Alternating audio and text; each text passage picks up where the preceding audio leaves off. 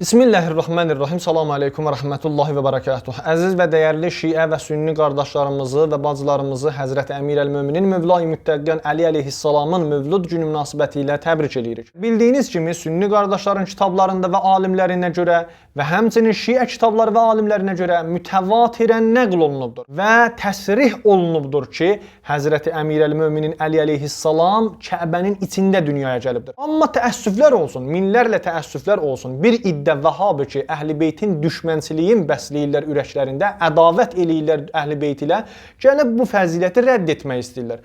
Bu Vəhabiləri dinləyin. Həzrət Əlinin Kəbədə doğulması barəsində. Kəbə doğum evi deyil. Kəbə Allahın evidir. Kəbədə heç kim doğulmuyub. Heç kim dünyaya. Peyğəmbərlər Kəbə dünyaya gəlmir. Aydındır?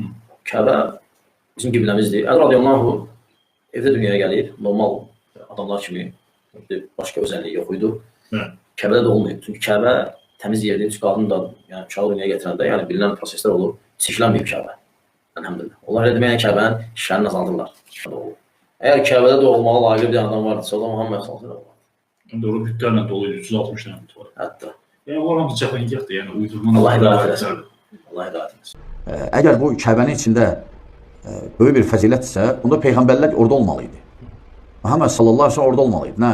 Yəni Əli Muhammed sallallahu əleyhi və səlləmlə üstün deməyə. Gördüyünüz bu Vəhabi deyir ki, Kəbə doğum evi deyil. Mənim cavabım bu adama budur ki, biz də bilirik. Biz də deyirik ki, Kəbə doğum evi deyil. Elə çün Kəbə doğum evi deyil, Həzrət Əli əleyhissalam üçün fəzilətdir. Siz fərz eləyin ki, Məkkənin qadınlarının hamısı getsin Kəbənin içində uşaqlarını dünyaya gətirsin. Burada bir fəzilət vardı bəyən. Hamısı gedib orada uşaqlarını dünyaya gətirəndə Həzrət Fatıma binti Əsəddə tutaq ki, gedib orada uşağını dünyaya gətiribdir. Bəs o zaman burada nə fəzilət olur? Burada fəzilət olmur ki. Çünki bura artıq doğum evi olubdur. Amma çün orada elə bir şey olmayıbdır və sünni alimləri, şiə alimləri, kitabları, rəvayətləri hamısı mütəvatirən nəql eləyir ki, Həzrəti Əmirəl-Möminin Əli əleyhissalamdan nə öncə, nə sonra Həzrəti Əlidən başqa orada bir adam dünyaya gəlməyibdir, bir şəxsiyyət orada dünyaya gəlməyibdir. Ona görə də Həzrəti Əli əleyhissalam üçün bu fəzilətdir. Biz də bilirik ki, Kəbə evi doğum evi deyil. Bu adam sonra deyir ki, bəs peyğəmbərlər orada dünyaya gəlməyibdi. Əgər layiqli bir şəxs olsaydı orada dünyaya gələ, o zaman elə öz peyğəmbərimiz olardı. Bu adama cavabım budur ki, Həzrəti İsa əleyhissalam Qur'an-ı Kərimdə də bu haqda ayələr vardı. Deyir ki, atasız dünyaya gəlib. Yəni atası olmayıbdı. Anadan dünya, ancaq bir anadan dünyaya gəlibdir. Və Qur'an-ı Kərim bunu bir məqam bilir, bir fəzilət bilir Həzrət İsa əleyhissalama. İndi nə deyək? Deyək ki, çün peyğəmbərimiz o fəziləti yox idi, o məqamı yox idi, Həzrət İsa'dan aşağıdır. Həzrət Adəm əleyhissalamın nə atası var idi, nə anası var idi. Bir məqamdır, bir fəzilətdir Adəm əleyhissalama. Yoxdan dünyaya gəlibdir, yoxdan vücuda gəlibdir. Bu bir məqamdır. İndi nə deyək? Deyək ki, çün Həzrət Adəm elə bir məqamı var idi, amma peyğəmbərimizin elə bir məqamı yox idi. O peyğəmbərimiz aşağıdır ondan. Həzrəti İbrahim əleyhissalamı odun içinə atdılar. Amma od onun üçün bərdən və salama oldu. Sərin oldu, cənnət oldu. Həzrəti İbrahim əleyhissalamın o məqamını, fəzilətinin nə rütbədə olduğunu göstərir. İndi nə deyək? Deyək ki, peyğəmbərimizin üçün elə bir məqamı yox idi. Həzrəti İbrahimdən aşağıdır. Həmçinin Həzrəti Musa, Nil çayı onun üçün yarıldı. Bu bir məqamdır, görün nə dərəcəyə, nə rütbəyə çatıbdır ki, Həzrəti Musa əleyhissalam elə bir işlər görür. Elə Allahın izni Allah təbarəkə və təaladan istəyir və o işləri görür. Nə deyək biz? Deyək ki, peyğəmbərimiz üçün elə bir işlər görməyibdi və elə bir məqamları olmayıbdı. İndi Həzrəti Musadan aşağıdır. Bu nə düşüncədir, ay Vəhabilər? Bu nə cür düşüncədir sizdə? Allah təbarəkə və təalanın öz əlindədir. Qur'an ayəsidir. Bəzi rəsulları bəzilərinə əfzəl qərar veririk. Üstün qərar veririk. Bu Allahın əlindədir. Allahdır ki, özü bilir ki, kimləri üçün, hansı peyğəmbər üçün, hansı övliyası üçün nə fəziləti, nə məqamı təyin eləsin. Bu sizin vəzifəniz deyil ki, bu sizin işiniz deyil ki, bunu da gəlib hələ bəhs eləyəsiniz ki, niyə bəs bu cür oldu? Allah təbarəkə və təala istəyir Həzrəti Musaya elə bir məqam verir, istəyir bizim peyğəmbərimizə belə bir məqam verir, fəzilət verir və bu tərəfdən də istəyir öz övliyası yer üzündə qərar verdiyi imama bu cür məqam versin, bu cür fəzilət versin. Bunun nə problemi vardı, nə müşkülü vardı? Sizin başqa yerdən dərdiniz vardı. Siz Əhl-i Beytin kinini ürəyinizdə saxlamısınız. Niyə bu sözü deyirəm? Çünki sizin ürəyinizdə Bəni Ümeyyə hübbü vardı, məhəbbəti vardı, sevgisi vardı. O ürək ki, onun içində Bəni Üməyyənin məhəbbəti ola, o ürəkdə Əhl-i Beyt sevgisi ola bilməz. Qətiyyən ola bilməz. Ona görə də siz bu cür gəlib rədd eləyirsiniz. Hər yerdə ki Həzrət Əli əleyhissalamın fəzilətini, məqamını görürsüz, dərhal onu istəyirsiniz rədd edəsiniz. Necə ki sizin Şeyxüş-Şeytan İbn Teymiyyə eləyib. Bu Vahabi deyir ki, bəs qadın uşağını dünyaya gətirəndə hər yer qan olur, nifas olur, nə bilim çirklənir. Bu adama mən cavab verirəm. Siz Vahabilər ki, özünüzü sünniçiliyə nisbət verirsiniz. Həmən sünni alimləri bir nümunəsini deyirəm. Nəzzaməddin Nişaburi Qəraibul Quran təfsirində. Həmən təfsirdə Ali İmran surəsinin bu ayəsinin altında Bismillahirrahmanirrahim. Və iz qalətil mələikətu ya Məryəmu innallaha istafaki və tahharaki və istafaki alə nisa'il aləmin. Bu ayənin altında deyir ki, Həzrəti Məryəm sallallahu əleyha, Həzrəti İsa əleyhissalamı dünyaya gətirəndə nifas qanı görmədi. Həmçinin deyir ki, Həzrəti Məryəm heyz və nifasdan uzaq idi. Bu xüsusiyyəti kim veribdi Həzrəti Məryəmə? Allah təbarəkə və təala.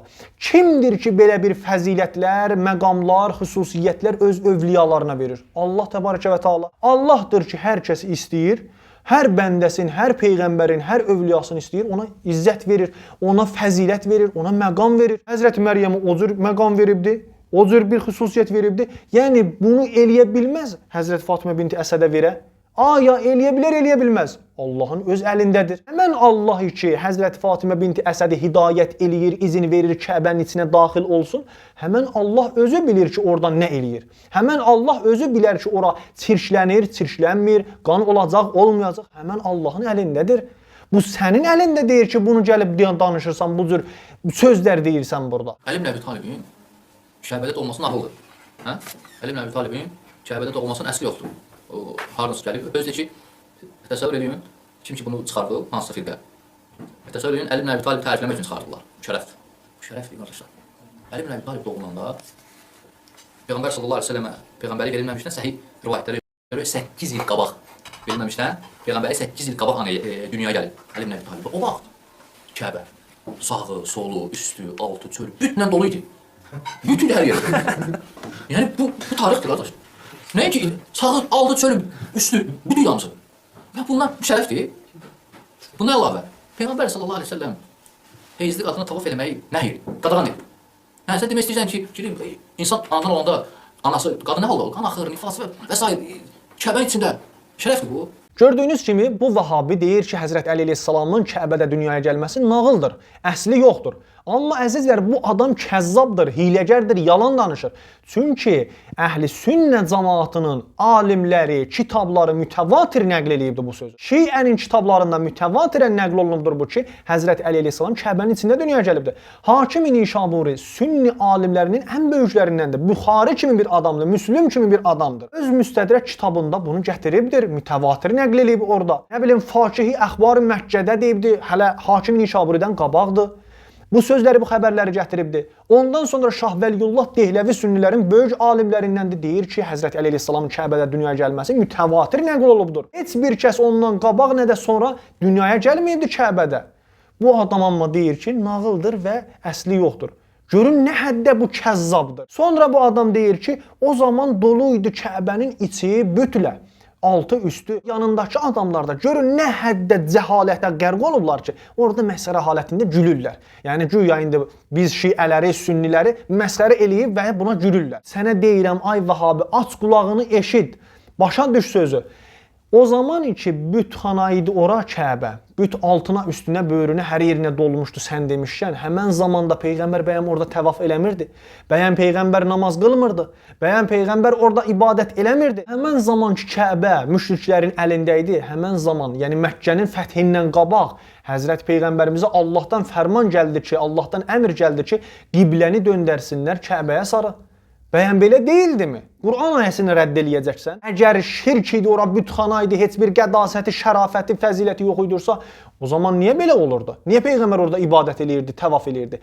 Nə üçün Əbrəhə ordusu ilə gəlib oranı xaraba qoyanda, istəyirdi xaraba qoya, uçurdub dağda? Niyə Allah onun qabağını aldı? Qarşısını aldı, icazə verərdi, izin verərdi, Əbrəhə daxil olub, bütün şirki, küfrü hamısını yerlə yeksan eləyərdi. Bütxana idi axı ora. Niyə eləmədi? Görün sizin ağlınız nə həddədir, nə qədər dar düşüncəlisiniz siz. Ondan əlavə, əzizlər, Bir-iki dənə misal verim sizə, başa düşün. Bir nəfər mundar paltarla, nəcis paltarla, cənabət halında məscidə daxil olur. Aya məscidin şəni, məscidin qədasəti aşağı düşür, yoxsa bu adam bu mundar libasla cənabət halındakı məscidə daxil olubdu, Allahın qəzəbinə düçar olur. Deyin görün, həmən məscid, Quds məscidi, həmən məscid hal-hazırda bizim üçün müqəddəsdir yoxsa yox?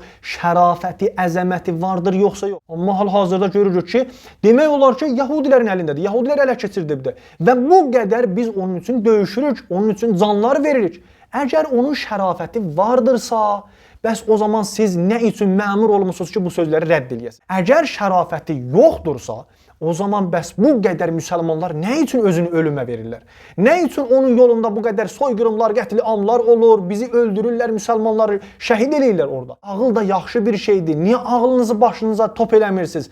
Nə üçün düşünmürsünüz axı? Allah təbarəkə və Teala Ali İmran surəsində 96-cı ayədə buyurur ki: "İnne avvele beytin vudi'a lin-nasi lellezî bi Bekkete mübareken ve huden lil-âlemin." Allah təbarəkə və Teala buyurur ki, Kəbə evi birinci bina olunmuş bir yerdir ki, insanlar üçün ibadətgah olubdur, ibadətgah qərar verilibdir. Orada bərəkət vardı. O bütün insanlar üçün, aləmin orada insanları deyil, bütün insanlar üçün hidayətdir, hidayət bir məkanıdır. İndi olsun 5 gün müşriklərin əlində olsun, 5 gün nə bilim kafirin əlində olsun. Bəyən 5 gün kafirin əlində, müşrikin əlində oldu, büt yığdı ora. Bu o deməkdir, Kəbənin şərafəti gəldi aşağı. Kəbənin qədasəti gəldi aşağı. Bu adam bu düşüncəsi ilə istəyir ki, indi deyək ki, bəli, ora üçün bütxana idi, büt olub, büt var idi orada. Ona görə də heç bir fəziləti, şərafəti yox idi. Həzrət Əleyhisselam orada dünyaya da gəlsə belə fəziləti yoxdur. Allah sizə ağıl versin inşallah.